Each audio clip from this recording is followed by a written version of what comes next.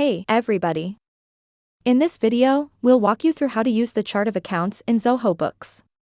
The chart of accounts lists a set of default accounts that can be used in your business, grouped into categories like income, expenses, equity, liabilities, and assets. Each account helps track financial transactions accurately. If you need accounts apart from the default list of accounts, you can create them under the predefined account types in Zoho Books. We will cover the following topics. To track transaction amounts under a personalized account, you can manually create a new account instead of using the default ones. Here's how.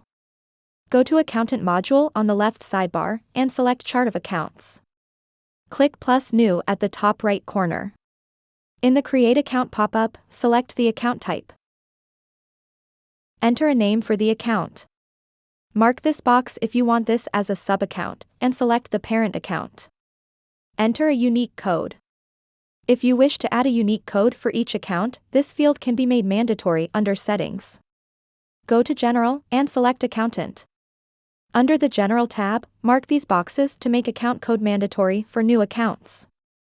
And add a description if needed. Mark this box to add the account to the account watch list on the Dashboard tab of the home page for quick reference of up-to-date balance in this account. You can also add custom fields under Chart of Accounts to have them displayed here while creating the accounts.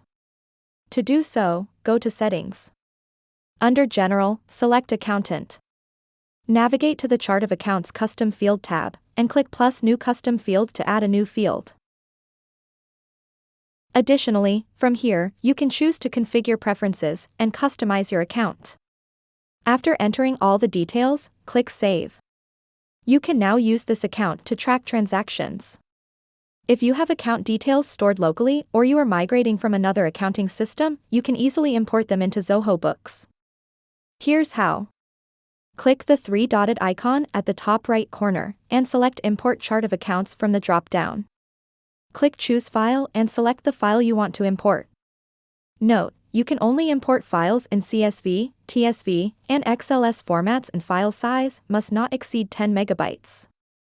You can also download and use the sample file as a reference for the format, and fill it with the data you want to import if needed.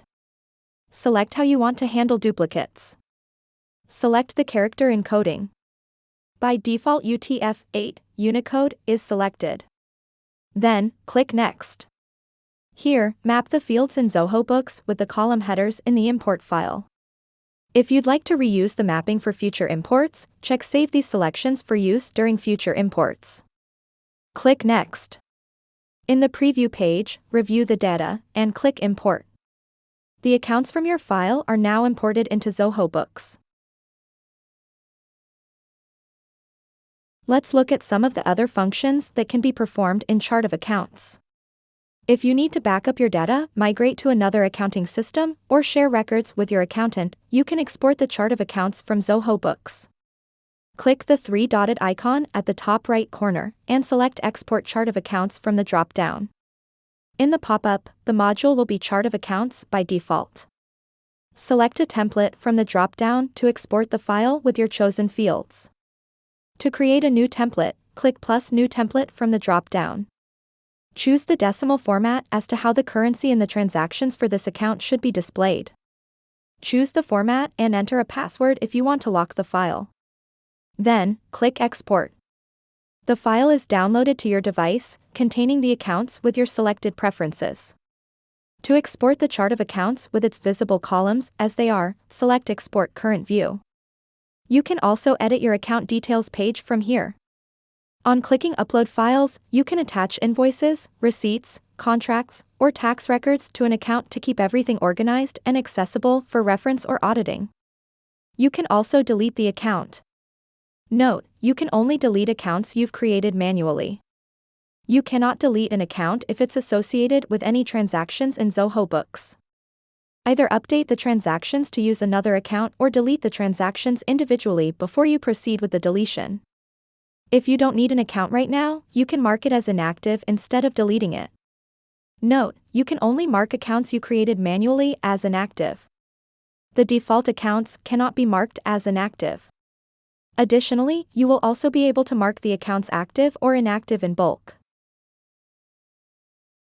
And that's a wrap for our video. Thanks for watching.